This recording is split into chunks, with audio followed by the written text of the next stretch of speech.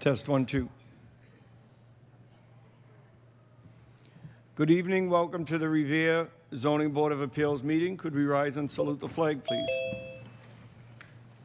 Pledge allegiance to the flag of the United States of America and to the republic for which it stands, one nation, under God, indivisible, with liberty and justice for all.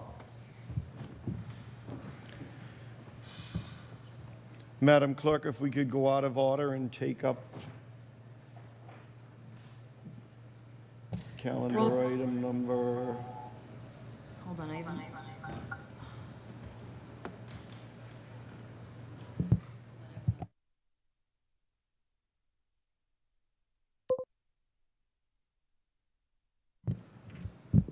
Roll call of the members, Mr. Lemonna? Here. Mr. Lopes? Here. Mr. O'Brien? Here. Mr. Pelton? Here. Ms. Pratt is absent. And Chairman Tucker? Here. Here, quorum is present. We're going to take an agenda item out of order. We're going to do application A2521 on the application of the City of Revere, requesting variances of Revere Revised Ordinances, Section 1724.010, maximum height, and 1716.260F1, with respect to no accessory structure shall be located within the side yard setback to enable the appellant to construct a 145-foot radio tower for the new emergency 911 center located at 65 Yeaman Street. Good evening, Mayor Keefe. Good evening, Mr. Chairman, and to your honorable body. I did want to just give a brief introduction, and also we have a number of the members of the team in attendance tonight to discuss the project. I do want to sort of take the air out of the bag right away and know that I understand through the ward councilor and some of the city council, there is a wish, there was a gentle request to have this tabled for or continued to a following meeting, just to continue to gather more information and answer as many questions as possible. I want to assure everyone that we're more than okay with that. We don't want to create this forced approach, but I do want to make it very clear that this is a matter of importance, a high level of importance for the City of Revere. Of course, it's a high level of importance for the entire project. That includes the City of Chelsea and the City of Winthrop. We're already part of a region with the NREC, which includes Winthrop, and the addition of Chelsea is certainly very important to the entire region, but is certainly not the impetus for the addition, the singular impetus for the additions to the site. All of the public safety experts will express the reasons why this antenna does need to be this high. And I understand that the comparisons to a tower and the comparisons to, people have compared it to the Eiffel Tower. I certainly think that would be wonderful, but I don't think that that's the case. But I do understand, and especially as a resident of the community, as a neighbor, I do live in that region as well. I will see it from my house because I live on the hills in Ward 4. So I understand the concerns, and I want to make sure that we answer everyone's first and foremost safety concerns. The city and no one in this room would ever put children at a learning center in any harm's way. And I just want to make a real brief comparison. We have a number of schools in our community. Some of them happen to be closer to other types of radio towers and that are privately owned and or operated by companies like National Grid or other large communications companies. Because they're not newly proposed, they seem to fall under the radar. This antenna is not going to pose a hazard to anyone in the area, specifically the children that will be attending the adjacent school. The only real true concern is it going to be possibly something that they may not enjoy looking at? And I do empathize with that. But they're going to talk, the public safety experts are going to talk about the need, and I just want to remind the residents of Revere and the residents of the entire region, because we're not just here to protect the residents of Revere, we're here to protect every visitor that passes through the city, millions of travelers every month, and every public safety official that works in our community and works in the region. And we always talk about the importance of public safety and how seconds matter. And this is exactly why this project is so important. Seconds matter. And to say that we would take a shortcut on how to communicate to first responders and what the emergencies are, to communicate with firemen that are in buildings that are in life safety situations, and think that we would have unreliable communications is a non-starter. So we have Whitney Morgan from the director of the rec. We have Jay Mazzola, who handles the communications for the rec. We have the chief of police. We have the chief of the fire department. We have Tom Skrofsky from planning and development. And we have some of our technology and communications experts that are on the Zoom. They're going to answer more questions in depth. We're going to answer everyone's questions. If the viewing audience has questions, they can certainly send them in, and we would be more than okay with continuing this to the next meeting. And I will say that we will not belabor the point much further than that. This ZBA appearance is a matter of courtesy, okay? It's a matter of courtesy and respect to the residents of our community and the neighbors of our community, okay? It is simply that. We would not want to create this forced approach. I'll reiterate, if we can reduce the size and still do it and get the same effect with public safety, we will absolutely do that as long as it's reasonable. And I say reasonable if someone says it's going to cost $10 million to reduce the size by 20 feet, it's not reasonable. If they say it's going to be within a reasonable cost, I assure you, as being a good tenant and a good CEO of the city, I want to make sure that we do that. So I'd like to invite up Tom Skrofsky. He can state a little, and of course, we have our public safety officials here that'll express and probably reiterate very much the same statements that I've made as the matter of public safety and why we're doing this. So, Tom, I'm not sure if you wanted to address the crowd. Thank you. Great. Thank you. Thank you.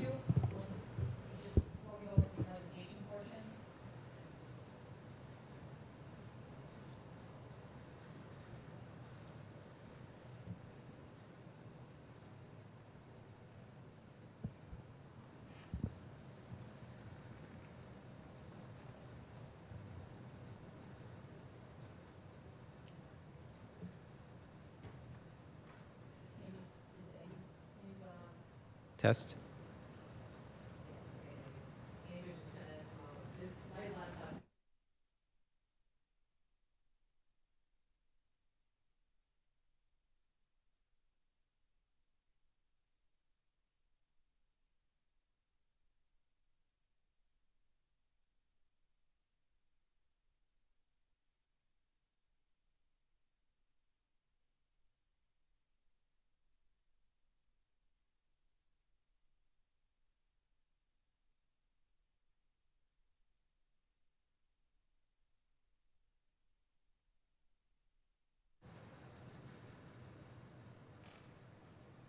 Can you hear me now?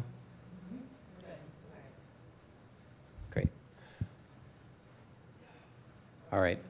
Good evening, everybody. Tom Skrowski, Chief of Planning and Community Development for the city. I'm also the project manager on the city side for the McKinley redevelopment project. I'm going to briefly just go over the general project program for this building, just to give you all a sense of exactly what we're doing. We've heard a lot of questions in the community. I think also to highlight the beautiful building that will be there on Yeaman Street when this is done in the summer of 2027, which I think will be a signature project for the city and a really great project that will remove a blight from the neighborhood and really uplift and enliven this corridor.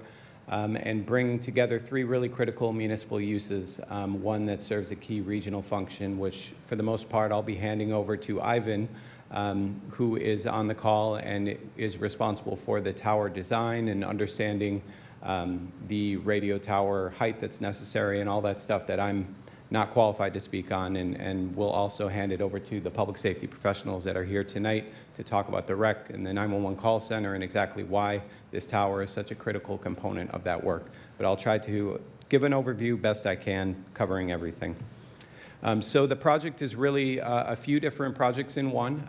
We'll have a corridor in the middle that will separate the historic 1904 building that you see on the left from the 1924, the new wing of the building on the right. On the left, that will be the Early Childhood Center for Revere Public Schools. It will house 8 classrooms for pre-K students in the city, administrative offices. It'll house a flex space and an indoor gym and play area, among other things. On the right-hand side, primarily, you will have the Metro North Regional Communications Center serving Chelsea, Revere, and Winthrop. And in the basement of the building, you will have a few common uses as well as offices for Revere's Retirement Board and the parking department. So here's the elevation, what this building will look like when complete on the early childhood education side. And here's the Metro North rec side, the 1924 wing, and you can see there the radio tower in the back. And this is what it will look like in the rear. You see here is the parking department offices, and this will be the retirement board. And here's what it'll look like on a front-facing elevation. You can see all the new trees we'll be planting. There'll be trees, shrubs, some beautiful green space that we'll be creating, as well as a welcoming space for Revere students, our youngest students entering the school system, and a play area for them as well. Looking quickly at the site plan, you can see here is where the foundation of the tower will be laid. And I'll just go briefly through some of the landscaping work on the site plan. You can see we're looking to actually formalize the connection that you see between Foster Street and Yeaman Street today that many people use, but we'll, both with landscaping, trees, with lighting, create a really welcoming space that will connect the neighborhood and connect both the play area, the welcome area, and just all 3 of the building uses, I think, in a really clear, cohesive way that will be welcoming to all the building's users, the employees that will work there, and of course the neighborhood. And here you can see what it'll look like from the early childhood center's standpoint. The play space, of course, the most critical component outdoors for the youth, and the preschool main entry plaza. And again, just a brief overview, the Metro North Center will have a training room and an EOC center, a dispatch room, bunk rooms, a fitness center, offices, all serving Chelsea, Winthrop, and Revere. The McKinley Early Childhood Education Center will have 8 classrooms, administrative space, and offices. And on the 3rd floor, where the boxing gym was most recently, there'll be an indoor play and event space, but one that can also serve as a multi-function room for municipal and other services. Maybe one day it's an event we'll hold ZBA meetings at, or other municipal functions. And then the City of Revere offices will bring the parking and retirement offices. Currently, we are renting from landlords, and we'd like to be our own landlord and save a little bit of money here and bring all of our municipal services back under one common campus between City Hall and that space. So just a quick project timeline. We've already completed asbestos, PCB, and lead abatement this summer. We have bids due tomorrow for oil tank removal, and we'll look to get that work done shortly thereafter. There's an old oil tank from its many decades functioning as a school that we need to remove and remediate. We are in the process of completing final designs right now and turning those into construction documents with the goal to go out to bid later this year, to start construction in the winter of '26 and ultimately open in the summer of '27. So that's basic overview of the building program. Just thought that would be helpful to put everything else into context, so we're not just talking about the tower, but that is, of course, why we are here, so I'll get to that now. The tower is in the rear of the building, next to the parking office. The tower foundation, as you see it there, will be about 20 feet by 20 feet. 19 by 19, and it will sit on a foundation about 5.5 feet deep. The tower itself, I will defer to Ivan and the public safety professionals on any specifics that I screw up here, but I'll do my best. The purpose is to develop a redundant and resilient emergency communications network. It uses microwave signals, not 5G, which was talked about previously. This is not a cell tower. This is a communications center and a facility between various points that we need to communicate with to have a well-functioning regional communications center. So it must achieve certain heights to reach the Winthrop Water Tower. It needs to be about 110 feet for that. the Chelsea Soldiers Home. It needs to be about 145 feet for that. And the majority of the antenna and the appurtenances will be below 100 feet, but there will be 2 dish antennas planned above 100 feet. Those will be about 2 to 3 feet in diameter. If you were to compare it, a good comparison might be anyone that still uses satellite TV and you have the satellites on the roof of your homes. That's about the scale of what we'll be looking at, and also similar to the actual technology that will be utilized. Again, this isn't a cell tower. It's using microwaves to communicate. What we are seeking today are those 2 variances that Ashley had mentioned earlier: noncompliance with Section 172410 with respect to maximum height, and noncompliance with Section 1716-260F1 with respect to no accessory structure shall be located within the required side yard setback of 10 feet within the RB district. I'll leave it at that right now, because I think what's most important is we hear from our public safety professionals and Ivan, who's here to answer any of the particular technical questions about the tower, why it needs to be so high, what are the decisions that went into this study that helped us determine this height, which we spent about 6 months working on with Introba, the company that Ivan represents. In June was when we determined the height at 145 feet would need variance from the ZBA, at which point we applied to the Site Plan Review Committee, and that's what brings us here tonight. So happy to take any questions, or if you want to hear from any of our public safety professionals, I'll defer to you, Mr. Chair. I believe the gentleman that's on the Zoom call wants to speak. You're running the show here, so if you want someone else to speak beforehand, please do so. I think they'll probably be best here to answer any of the technical questions you might have. So I'll kick it to Ivan. I don't know if you have anything to add to what I had said, Ivan. Can you hear me okay, first off? Yes. Okay. So, Tom, you did a great job. I'll just add what those microwave dishes are being used for, and just kind of give you a flow of how the communication works. So a 911 call comes into the center, and a dispatcher, telecommunicator, takes the call for service, and they dispatch through radio to first responders to dispatch personnel. And that communication goes out of the rec center through the microwave that is connected to the radio sites, the actual radio sites that communicate with police and fire, their radios that they utilize out in the field. So that connection is owned by the rec. It is maintained and serviced by the rec and has full control. It's not a lease service. It's not depending upon Verizon or Comcast or any other lease service. It is fully controlled by the rec, and thus you're not dependent upon others for service and maintainability. So I just wanted to add that piece to it.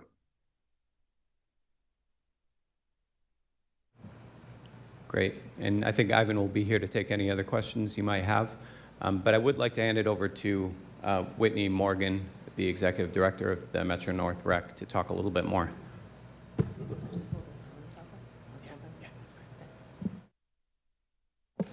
Good afternoon. My name is Whitney Morgan. I'm the Director at Metro North Rec. We'll get into okay, sure. I'm going to have Jay Mazzola come up in a minute and give you more technical aspects of the antenna. But what I would like to speak about is the perspective of sitting in a dispatcher spot. Obviously, before the director, I was dispatching, and I have been in that spot when the radio has dropped and we don't have any connection with fire or police on scene. There's been multiple incidents where there's a police chase and the officer gets out and we've lost radio contact, or there's been an active fire, and we've dropped radio service. So with this antenna, it is connectivity Jay can go more into that perspective, but at the end of the day, as the director, my concern is the safety of our police and firemen. That's the utmost, because if we lose contact with them, and another benefit through the tower is we do have radio channels that has access to the schools. Active shooters are sadly prominent in our situations now, and we do have radio channels that we can speak directly with them. So not only are police and fire responding, but we also can speak directly with the schools. If you have any questions, I can answer them. If not, I can have Jay come up and give you all the technical parts. Okay, thank you. Thank you. Hi, thank you. My name is Jay Mazzola. Basically, our operations dispatch works fine right now, but if we lose our fiber, we're on a backup system, and our backup system is not adequate enough to maintain in-building coverage, street coverage on portable radios. Yes, if our fiber goes down right now, we have lost it many times in the last 2 or 3 years due to accidents, poles, car fires, burning the wires out, someone cut the wires and we lose it. And it's not like a little fix. I don't know if you know about fiber, it's all glass tubes, and there's hundreds of them in a cable. And it takes days for all of them to get repaired. And it's costly. But anyways, when we lose our fiber connection, this microwave, what we're talking about, that Ivan spoke about at the top of the tower, will take over, and you wouldn't even know it. Flick of a switch, and we're back in communications like we never lost anything. So it's very, very crucial that we don't lose the fiber, and if we lose the fiber, we have this microwave backup. And again, it serves 3 different cities, Revere, Chelsea, and Winthrop, and it protects everybody out in the street. The mobile radios will probably work fine with our backup locations, but the portable radios, when they go in the building, street coverage, different parts of Revere, they would lose their communication. They may not hear us, and we may not hear them. Years ago, when the police station was built, there was a site for a tower to go there. It never happened, but every communication center needs a tower. And just because this tower is massive, if you want to call it 140 feet, it doesn't mean it's got all kinds of power and it's all kinds of radio waves. It's just an antenna to give us the height for the direction of the sites. Anything else you want? Okay. If our police chief or fire chief would like to speak? Yeah. Good afternoon. Jim Cullen, City Revere Fire Chief. I think Jay pretty much covered everything. I just want to say that there are instances, as Jay mentioned, where the fiber has gone down. I remember a few years ago, we lost the fiber. I got a call on Thanksgiving night, and that fiber was taken down by an accident that cut the line, and that fiber was down for approximately a week. And so it's definitely something we need, especially as he spoke about the portable radio communication. It's not that powerful when you have the portable radios. We have members in the buildings, police and fire. You go into a building and you really have to be able to rely on communications. And we lose it a lot of times in buildings, as you know, there's concrete and steel, and it interrupts the signal. So this will be crucial for us. And just any other questions? But we're really in favor of having this tower built, and it's crucial to the communication center. Thank you.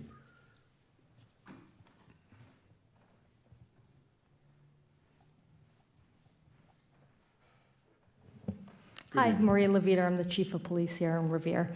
I don't want to echo what they said. You already heard, I think, the reasons why we are in favor of it. So, again, on a great day, we're not even using that tower. It's the day that we don't want to think about happening if something's wrong with the fiber and we don't have that tower. So police officers have radios in their cruisers.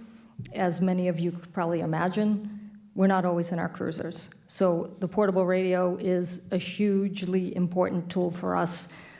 Going into buildings here in the city, you can just name off important places like schools, Amazon buildings, things like that, where we need to get in, we need to work as a team, and the only way we can do that is through our portable radios. So it's a huge public safety and officer safety issue.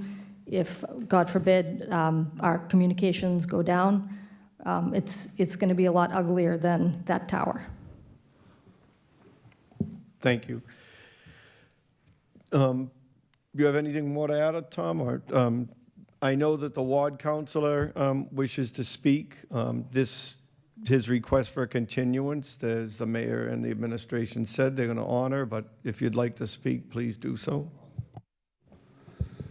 Thank you, Mr. Chairman and members. Paul Agenzio, 245 Reservoir Avenue, the ward councilor from Ward 4. So let me just say, for the purposes of this meeting, that could change in subsequent meetings, I'm an opponent. I have all the respect, and nobody's a bigger supporter for public safety than I am. In fact, my father was a retired Revere firefighter. We've been talking about the McKinley School now for about 2 years, and the 145-foot tower was just proposed a few weeks ago. So this took the neighborhood, the city council, and everybody by surprise. I believe that the analysis for the communications tower should have been the first thing done, not the last. So we would have had that information prior to making any decisions. 2 nights ago, I put in a motion to have the design team appear before the city council so we could ask questions. We have a lot of questions, and we need those answered prior to funding this project. We'd like maybe the company to look at alternatives to the tower. Maybe we're able to reduce the size of the tower. Maybe we get a second opinion from a different company. The visual impact in this neighborhood, this old established neighborhood, is going to be immense. And it's going to have a visual impact on the central business district. As you come down Broadway, this is going to be the focal point of what you look at. So taking that into consideration, I asked for continuance to pump the brakes on this a little bit until we have a chance to get our questions answered. Some of the neighbors have called and wanted to know if this is going to have an impact on their home values. If you're looking to sell your house and a buyer pulls up to your house and you have a 145-foot tower in your backyard, that's probably not going to be too good on your curb appeal. HUD, the Department of Housing and Urban Development, has classified these towers as a hazard and a nuisance. And they could have an impact on people's insurance rates. They could have an impact on people's home loans. So that's a concern for the neighborhood. I've also been contacted by several preschool teachers who worry about the health effects, which may or may not exist, on early childhood and young children. The exposure to radio frequency, it's been linked to cognitive issues, sleep disorders, headaches. We'd like somebody to come before us and explain what studies have been done. I know it wasn't too long ago that the fire department was up here irate that there was a 5G tower at the Central Fire Station and it was having an adverse effect on firefighters' health. Now, is this the same type of tower? Is it different? We'd like that explained also in front of the City Council. So given that, a continuance, everyone certainly is excited about a new 911 call center and early childhood classrooms and space for city offices. It's a great project. It's just that it's like when there's a project, give us the good news and give us the bad news. We got the good news 2 years ago. We got the bad news 2 weeks ago. So we'd just like to pump the brakes on this and get some questions answered, and I'm sure we'll be able to come to a resolution. Thank you. Thank you. Tom, would you like to speak at all? I know that they did mention that this is microwave and not 5G. I think that that should be stated to put people in the viewing audience at ease that this is not the same. I deal with BDAs all the time for bidirectional antennas for fire departments, so I know that is different as well. I think you do have to put the fear factor to rest here. And it's an understandable one, but this is a different technology. I don't know if Ivan has anything to add in a technical aspect. I can certainly defer to him if he does, and we'll offer more to that effect when we do present to the city council. But not only is it a different technology, but unlike a 5G tower, which is continuously in operation, receiving and transmitting signals, this is to function as a backup for those instances when the fiber is not functioning. For, you know, whether there's a car fire or the line's been cut, some of the instances that Jay had mentioned earlier.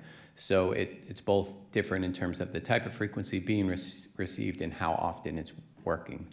But again, I think we'll try to address that better as well. And on the property value aspect, I don't know much about the property value impacts of a radio tower, but I do know that there have been multiple studies done of the property impacts of being in close proximity to a vacant building.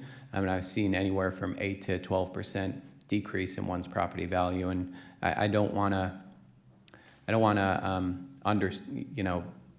undersell. This is a 145-foot radio tower. I fully appreciate that and understand that people would have those worries, but we are going to be redeveloping this property that's long sat vacant, a blight in the neighborhood, and not just redeveloping it, but into something I think that's really going to be a beautiful highlight for the neighborhood that we can all be proud of. Thank you. There is a motion to continue. Do we still have to offer anyone else to speak? Okay, so seeing that this is a public hearing as far as proponents, is there any other proponents that wish to speak? Seeing and hearing none, I'll close that side of the hearing. Are there any opponents? Please state your name and address for the record, please. Good evening, Stephen Damiano, 172 Prospect Ave. I did submit an email in opposition to this. I wasn't sure I was able to make it tonight. I live up on Prospect Avenue, adjacent to the reservoir. I do believe this city already has existing infrastructure that they could utilize. My son's Spider-Man walkie-talkie can pick up radio signals from all the way in Boston. You can't tell me that we need this gargantuan tower, which poses a real safety risk to teachers and students. And I do have the utmost respect for our first responders, and without them, we're nothing.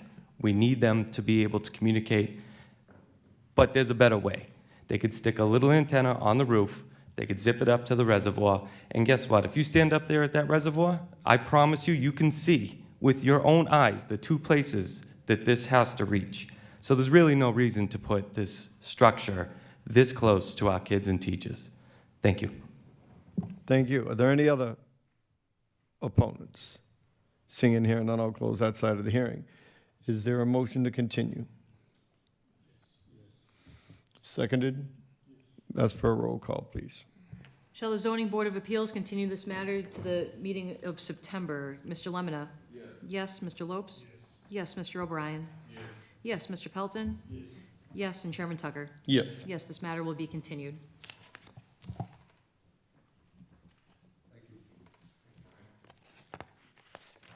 We'll have a 1-minute recess so people could exit the chamber if you want.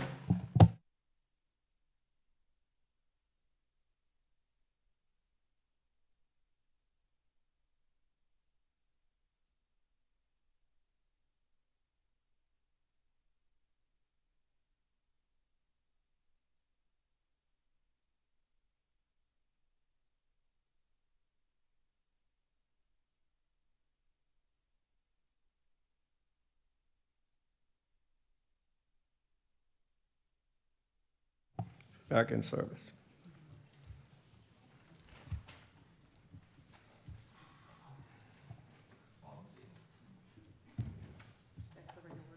Back to the regular order of business, please. First application on the agenda, A2514, Hitcham Alam, 70 Warren Street, requesting variances to enable the appellant to construct a 13-foot by 14-foot driveway at 70 Warren Street.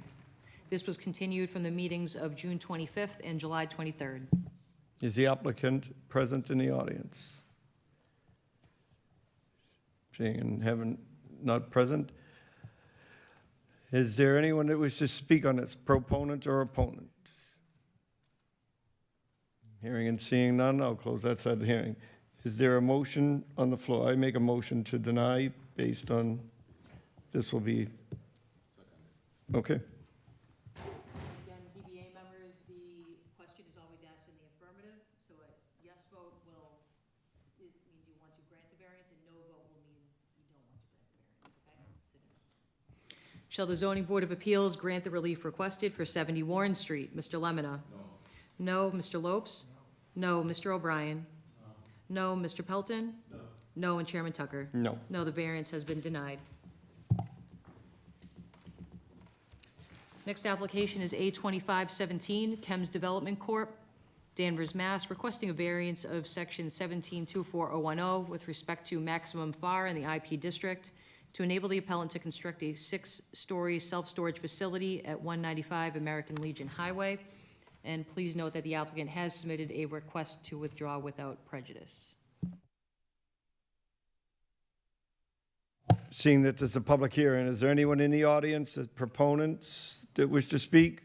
Seeing and hearing none, I'll close that side of the hearing. Any opponents? Seeing and hearing none, I'll close that side of the hearing. Is there a motion to continue? To withdraw without prejudice, I'm sorry. Motion to withdraw without prejudice. Second, that's for a roll call, please. Shall the zoning board of appeals allow the petitioner to withdraw the application without prejudice? Mr. Lemonna? Yes. Yes, Mr. Lopes? Yes. Mr. O'Brien? Yes. Mr. Pelton? Yes, and Chairman Tucker? Yes. Yes, the application has been withdrawn without prejudice. Next application is A2518, Jeremy Crossgrove, and 218 Bellingham Ave, requesting a variance of Revere Revised Ordinance, Section 1724010A1, front yard parking, to enable the appellant to construct a 23 by 22 parking pad in the front yard at 218 Bellingham Ave. Could you press the microphone, state your name and address for the record, please? Good evening. My name is Jeremy Crossgrove, 218 Bellingham Ave, Revere. Good evening, Mr. Chairman, members of the board. Hope to just give you a little bit about our lot, what might make this unique, and what we're asking for and why. We have a small cape. It's a single family, and it's on a 50 by 100-foot lot. I think what makes it unique is the house is pushed all the way to the back of the lot. We're on a hill, and there's really no side yard or backyard to speak of. But what we do have is 60 feet by 50 feet of front yard. So the hope is to use some of that. That's 60% of our lot. At the moment, we have a huge concrete pad and in-ground swimming pool, which we're looking to remove. It's a hazard, it's an eyesore, it's a lot of concrete.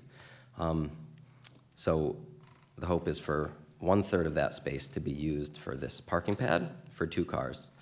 We're a 2-car family. The hope is to get those cars off the street. And this would return 1 public parking space back to the street for the neighborhood. As far as the reasoning, we didn't want to do a tandem spot along the property edge. Our site slopes considerably, so we'd end up sort of with a 5-foot retaining wall parking pad if we did this sort of tandem driveway, because we also wanted to use it for our garbage cans, because at the moment we're lugging those up 5 flights of stairs, or 5 stairs to get out of the yard. So the hope was this pad could be used for garbage cans and easier access to and from the street, a new entrance to the property. It's the old one sort of crumbling brick. It's hard to shovel, dangerous. And then I mentioned the large concrete pad that's the pool at the moment. We'd be returning 1,200 square feet of that back to green space for the yard, for the neighborhood, plants, animals. We want to do more gardening, get some trees planted. I think that pretty much covers it.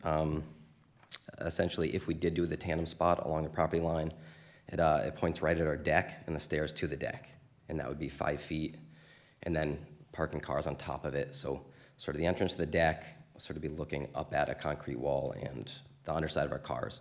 So the hope is to have the side-by-side parking, be about 1/3 of the pool concrete area we have now.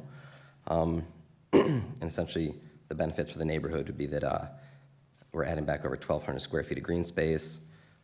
We will be doubling the privacy hedges for for the curb cut, and we'll be adding back one parking space for the neighborhood, public parking space. So, thank you for your time. Okay, thank you. Seeing that this is a public hearing, I'll open it up to proponents. Any proponents? Seeing and hearing, and I'll close that side of the hearing. Are there any opponents? Anyone opposed? Seeing and hearing, and I'll close that side of the hearing. Any members wish to speak? And there's a motion to approve. Seconded by standard conditions. Standard conditions of the ZBA are as follows. If the rights authorized by this variance are not exercised within 1 year of the date of the grant of this variance, the right shall lapse. This variance shall not be valid until the appellant has recorded this variance and plan in the Suffolk County Registry of Deeds and submits document recording numbers and dates to the city clerk and building inspector of the city of Revere. And the appellant must receive site plan review approval prior to applying for a building permit. Shall the zoning board of appeals grant the relief requested subject to those conditions? Mr. Lemonna? Yes. Yes, Mr. Lopes? Yes, Mr. O'Brien? Yes. Yes, Mr. Pelton? Yes. Yes, and Chairman Tucker? Yes. Yes, the variance has been granted.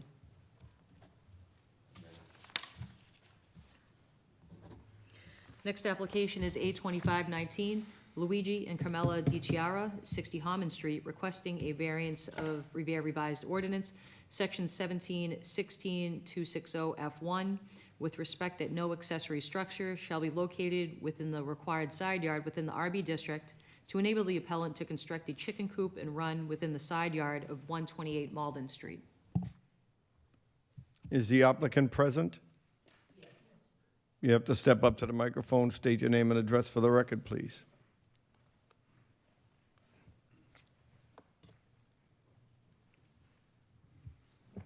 My name is Elena O'Neill. I am their next-door neighbor. I live at 126 Malden Street, and I'm here to speak on behalf of their daughter and Carmela and Luigi.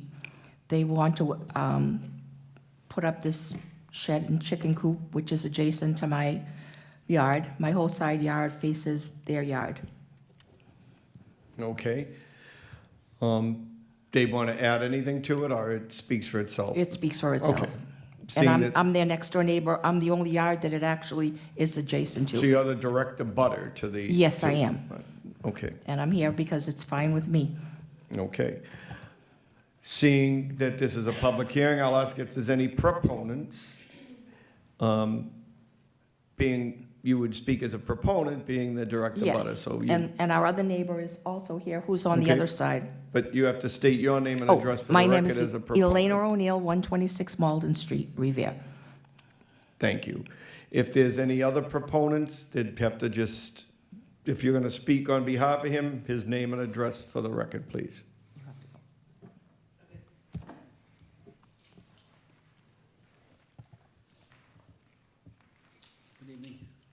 Good evening. Good evening. My name is Mashhoor Masood. I'm their neighbor on the other side, and I'm supportive of what they're doing, just a chicken coop, nothing else. Okay, your street address is? 142 Malden Street.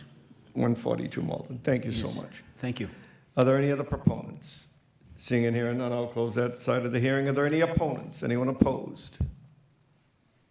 Seeing and hearing none, I'll close that side of the hearing. Any members wish to speak? I do have a question. Why are you doing the side yard and not putting it in the rear? There's no room in their rear yard. There's no room in the rear. That was the question? It's right against. Okay. There's no room. Just for the viewing public, they said there's no room. Okay, there is a motion to approve. Seconded. The ordinance does state that there can be no roosters, I believe, so there shouldn't be any noise. Roosters are prohibited, so it's only chickens. I don't know if there would be any other restrictions, standard restrictions. That's why ordinance says no roosters. Okay. That's not an issue. Yes. ZBA conditions are as follows. If the rights authorized by this variance are not exercised within 1 year of the date of the grant of this variance, the right shall lapse. This variance shall not be valid until the appellant has recorded this variance and plan in the Suffolk County Registry of Deeds and submits document recording numbers and dates to the city clerk and building inspector of the city of Revere. And the appellant must receive site plan review approval prior to applying for a building permit. Shall the zoning board of appeals grant the relief requested, subject to those conditions? Mr. Lemonna? Yes. Yes, Mr. Lopes? Yes. Mr. O'Brien? Yes, Mr. Pelton? Yes, and Chairman Tucker? No. No, the variance has been granted. So it's approved.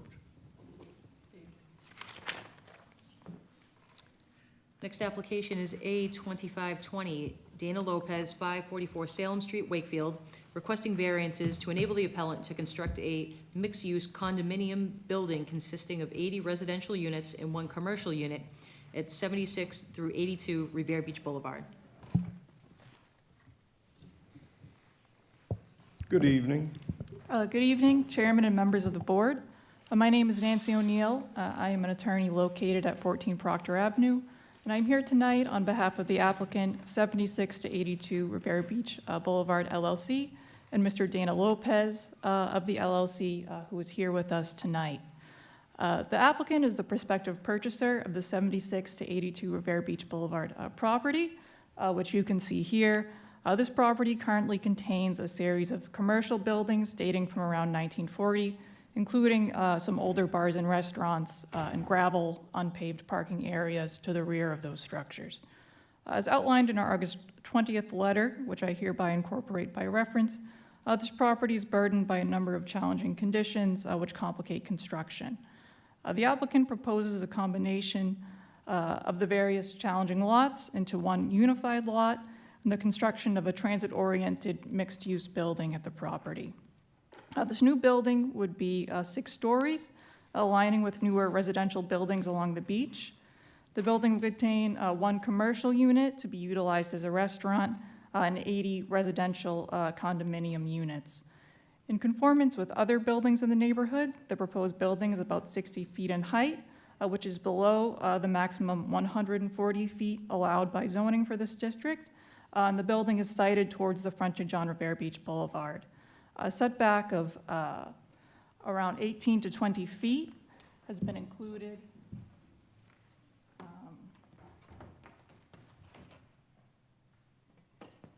Towards the side of this building, which abuts residential. A required setback of that area is 20, so we're conforming generally with setbacks along the residential side.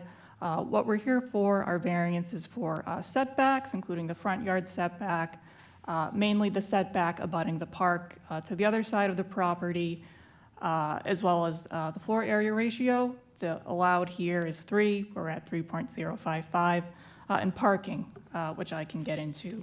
But overall, this building has been designed to fit with the surrounding neighborhood and the size and scale of similar buildings nearby.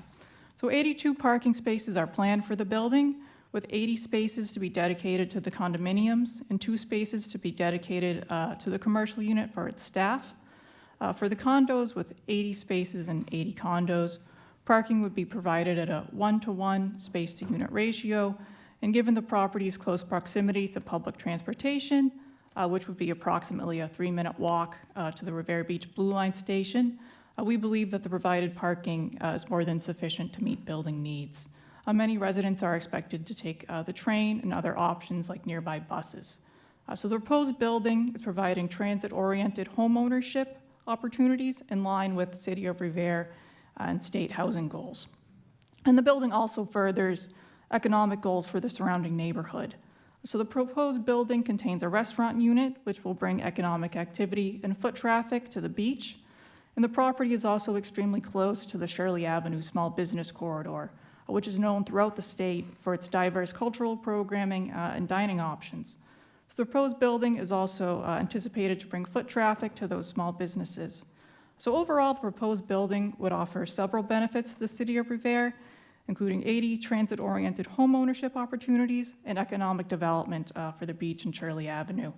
It is also important to note here that 10% of the residences or 8 condominiums are to be offered as affordable units at 80% area median income. The applicants are a local group from the North Shore, and they are aware of the community's needs, and they are proud to offer an affordable component of the project to the Revere community and to meet local housing and affordability needs. So this proposed building is going to transform a neglected block of Revere Beach. What is there now is a series of older bars and commercial buildings, and further to the south of this property, open excavated lots. So the goal here is to improve this property. Right now, it's a series of bars from the 1940s. Those can't stay there forever. This will be a major improvement for that block. It'll increase property values. And care has been taken here to site this building in a way that comports with the neighborhood and nearby residential. So this building overall would improve the safety and environmental condition of the property, and it would be built to 2025 building and environmental standards rather than 1940 standards with no drainage in those very old buildings.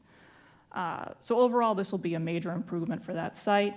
And I would also like to note that this project enjoys the support of the City of Revere, which has submitted a letter to the board outlining its support, as well as the support of the Ward 1 Councilor, Joanne McKenna.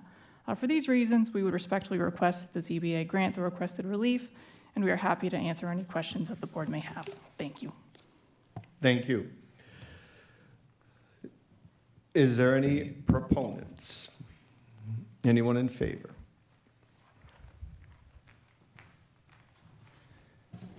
Good evening, Tom Skrowski, Chief of Planning and Community Development for the city. You received my letter, so I won't belabor the point, but I will say one quick thing. We are well below our 10% affordability requirement by Chapter 40B. And in the last year, since we passed our housing production plan, we've actually been going in the wrong direction. We've been going further away from that 10% goal instead of closer to it. And simply put, every large residential project that we have, if we don't have at least 10% affordable, we're gonna keep falling further and further behind. So anytime I see a project coming in front of the ZBA or the City Council that's helping us meet that goal, I'll not only submit a letter, but just adamantly support this project to everybody here on the board and anyone listening in the audience. I think it's a huge win. It's a transit-oriented project, proximate to the Revere Beach T-Stop, and a condo homeownership opportunity unlike anything else we really have along the beach. But the design and all the variances requested are really in keeping with everything else that we're seeing along the beach. I think it's really the next step in the growth that we've seen for the last decade. So I'm proud of this project. I urge you to support it. Thank you very much. Thank you. Are there any other proponents?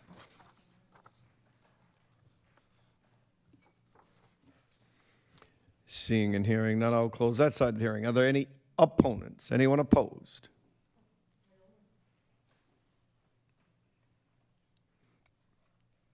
State your name and address for the record, please. Hello, Corey O'Hara, 270 Beach Street. How are you tonight? Good. So I have quite a mouthful tonight. I'll try to keep it short, but. We do only allow maximum 3 minutes. Okay, so I will try to please keep it up stay to within 3 that. minutes, but I think what I have to say is very important. It's very well could be important, but 3 minutes is the limit. I'll talk. Thank you. I'll talk fast. So, and this is really just out of complete respect for you all and the city, and I just want to start with that. And also, I want to first state that I'm not against development. I'm just for responsible development, and that's why I'm here tonight. So, good evening. I'm here tonight not necessarily in opposition to this specific project, but to raise a far more serious issue, which is the abuse and overreach of the hardship standard that has now become routine in these applications to the board. So I first want to ask if you guys are familiar with the case of Adams versus Brawley. Are you guys familiar with that case? Anyone? Oh, you don't have to answer that? Okay. Well, it's in the applications that you guys keep getting from the attorney D'Ambrosio's team. This is the fourth one this year that you've received that refers to Adams versus Brawley. And it's important because I understand that attorneys, they will continue to put the same language in applications. It's boilerplate legal language, I get that. And they use it to justify variances, but they're using this to justify variances where there's no real hardship, okay?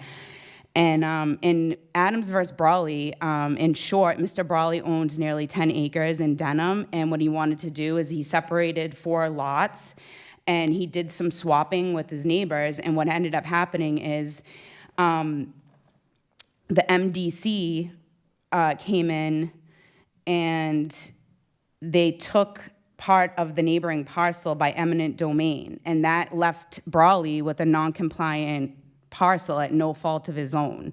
And that's where they decided that they found true hardship, because it left him with an unbuildable lot. And so what's happening is that's not what we're dealing with in these applications. So the attorney D'Ambrosio and his team, they keep referencing this Adams v. Brawley case to show that there's some sort of hardship in these misshaped lots, okay? And that's what he did in this application that is in front of you tonight. So this attorney, and I say this with complete clarity, has taken what was a narrow precedent-based decision and turned it into a blanket excuse for overbuilding. It's boilerplate at this point, and unfortunately, this board has allowed it to become a pattern. So let's get back to the basics. What's true hardship? It must arise from land, soil, shape, and topography. It must be unique to the parcel, not common conditions across the neighborhood. It must make reasonable development impossible without relief. And it must not be self-created. No hardship can stem from the owner's own actions or speculative overbuilding. Let's look at the property at 7682 Revere Beach Boulevard. In the current application, Attorney D'Ambrosio claims that the shape is unusually narrow and warped. The slope is so steep, allegedly up to 100%, that prohibits the compliant development, and that there may be soil issues affecting the cost and construction. So I went and measured it myself. I used the same tools, the Mass GIS system that Attorney D'Ambrosio used to take measurements. I used those same tools, and I took measurements of my own. I measured 4 cross sections, 100 feet, 103 feet, 104 feet. Not to cut you short, though, but we are not. I'm getting to my point. I'm going to get to my Because point. you're exceeding, and we'll. Okay, well, I took my own measurements, and the measurements basically showed that there is no credible evidence that this lot is unusual, not in shape, not in slope, not in size, not compared to nearby parcels. This is a rectangular, standard depth lot that happens to be in a high demand location. The only thing unique here is that the project size, not the shape of the land. So let's be very clear. This hardship claim is not about the land. It's about squeezing a big project into a regular lot. And this board has been rubber stamping those efforts. You have approved projects with this hardship claim identical to this one again and again without demanding independent verification, comparative analysis, or site-specific data. You've accepted legal citations that don't match the facts. You've let developers maximize profit without putting pressure on schools, services, traffic, emergency access, and infrastructure. And the longer it goes on, the more clear it becomes that your decisions are starting to look like policy, not law. You're sending a message that Revere is a soft target and all you need is a good lawyer with a template, and that's a dangerous precedent to set. The residents of the city are taking note. And here's the hard truth. Either you've been willing participants in this pattern, knowingly looking the other way, or you've been systematically misled by legalese, repetition, and an attorney who counts on this board to not verify what's in front of you.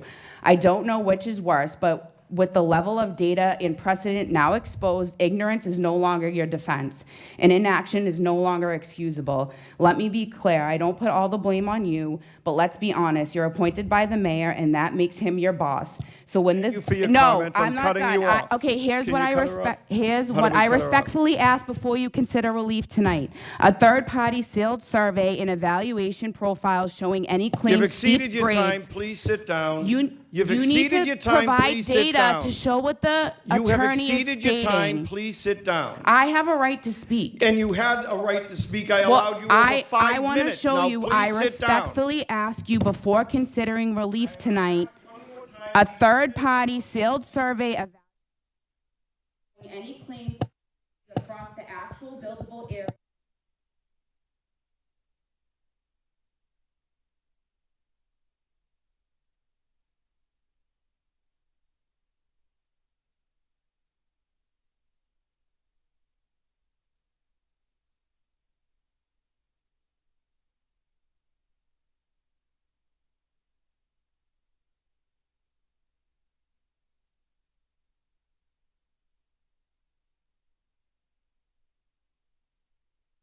setback is violated, then the reason.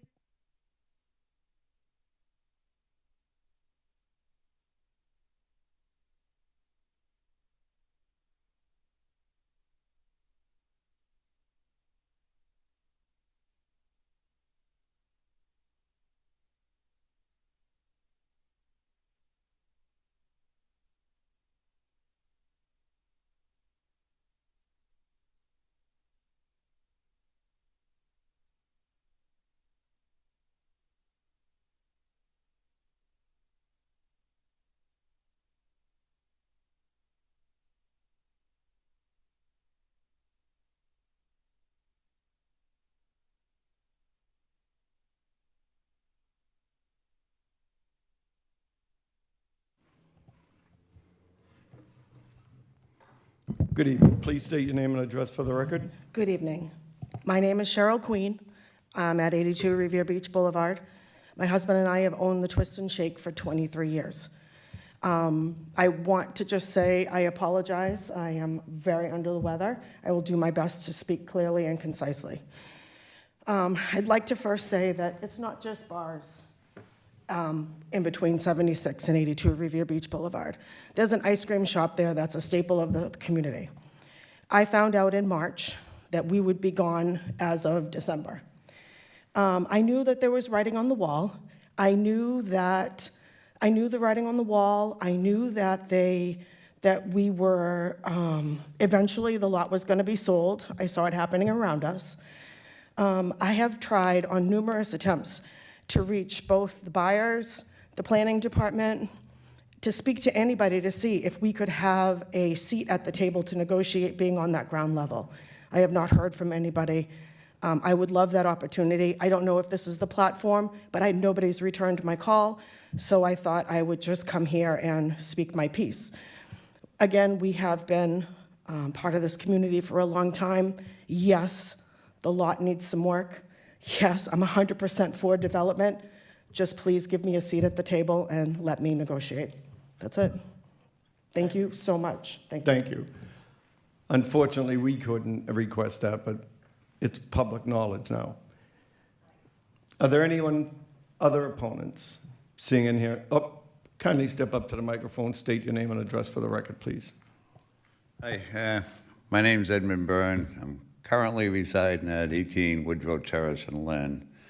I own a condominium at 71, which is right next door, where my daughter and granddaughter currently live, and where I've lived for 20 years. And this year, the plan was to move back there because I'm retiring, and we were going to sell the house and kind of use that money, and we own the condo. We'd always loved living there. We're going to go back there. My daughter's buying her own house, and that was the plan. We come back from vacation, and I got the letter here. And the condo that I own, right now my view is only a side view because I'm not in the front. I'm in the back, but I'm on that side where this building will go up. So right now I can see, all the way into Lynn Harbor, which is beautiful. That makes what makes it worth it. And I've been paying taxes there for 30 years, and this was kind of always the plan. And so I'm going to lose the view, which means, I really don't want to live there. Why would I want to look at a wall, And I'm going to lose the value, because it's got to lose, probably a third of its value, I would think, without the view, because that's what made it.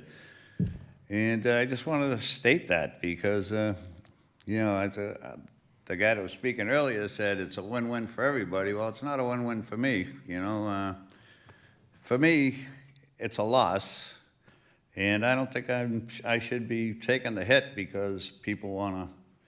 I know progress goes on, I know what happens, and I know I'm not going to stop it, but I just wanted to put that out there.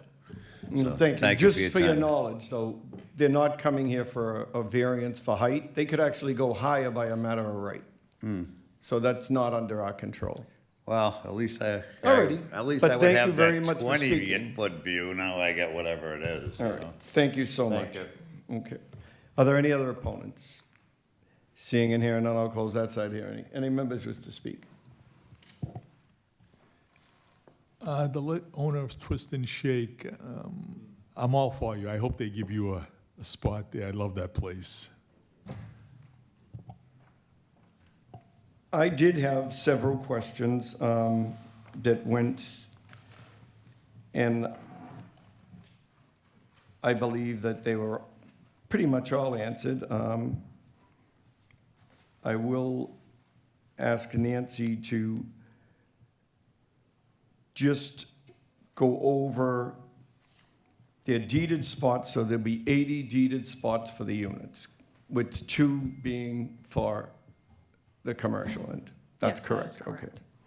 And the commercial space infrastructure would not alter any of the unit sizes due to construction or anything? I asked that question. No, so as part of the finalization process for the plans, a mechanical engineer would be brought in, and he would work out where the various pieces of equipment would be, but it wouldn't, any changes that would need to be made wouldn't be of any size and scale that would affect That was unit another question I placement or had. numbers. And the only other thing that I would be asking for is our standard conditions, so that there'd be prohibited for any participation in the parking permit program. And then also that if any type of dwelling change, i.e. from condominium to residential, that they'd have to come back in front of the Board of Appeals. That would be one of the added conditions, that there would be any change to the dwelling, that they come back in front of us. And if the owner is acceptable to that, I would like to know that before we make a vote. Yes, that is acceptable to us. Okay. Thank you. Any members have any other questions? No? Okay. There's a motion to approve.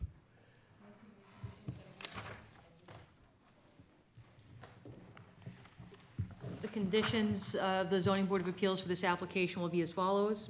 If the rights authorized by this variance are not exercised within 1 year of the date of the grant of this variance, the right shall lapse. This variance shall not be valid until the appellant has recorded this variance and plan in the Suffolk County Registry of Deeds and submits document recording numbers and dates to the city clerk and building inspector of the city of Revere.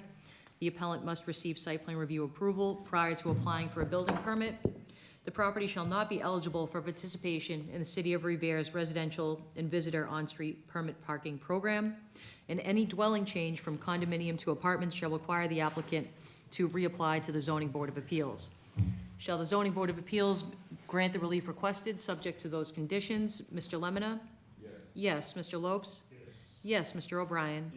Yes. Mr. Pelton? Yes, and Chairman Tucker? Yes. Yes, the variances have been granted. There's no further business, Chairman. Motion to adjourn into our September meeting. Thank you.